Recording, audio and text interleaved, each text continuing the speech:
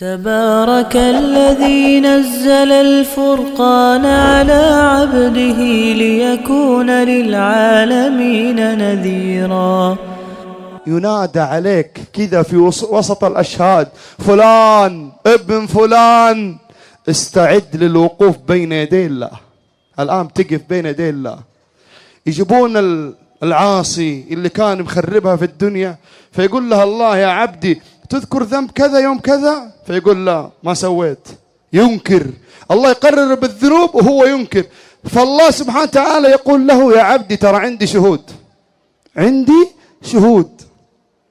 فهذا طيب الله ليش يقول له عندي شهود؟ ما بإمكان الله سبحانه وتعالى يرميه في النار على طول بدون ما يسأله؟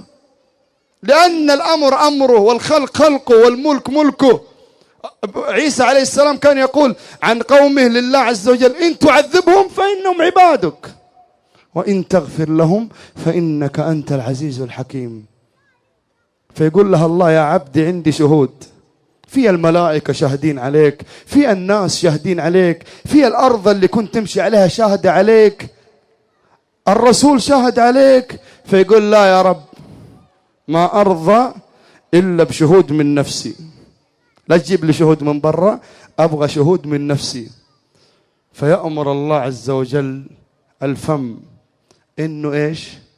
يكتم ولا يتكلم، وتبدأ تتكلم اليد، تتكلم الرجل، تتكلم العين، تتكلم الأذنين، يتكلم اللسان، كل الجلد هذا كله جلدك، جلد هذا الإنسان يبدأ يتكلم وهو قاعد يسمع، كما قال الله في القرآن الكريم: اليوم نختم على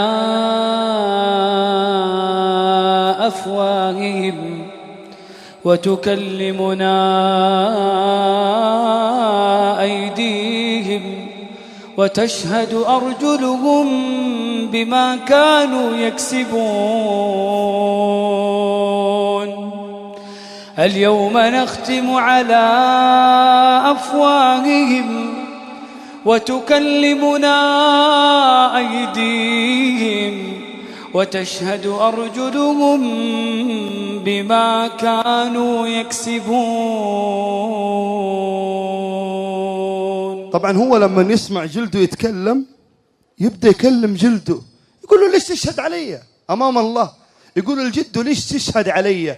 فيقوم الجلد ويرد عليه: وقالوا لجلودهم لم شهدتم علينا، وقالوا لجلودهم لم شهدتم علينا، لم شهدتم علينا؟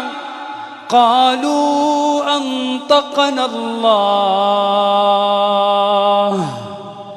قالوا أنطقنا الله الذي أنطق كل شيء. الله أكبر.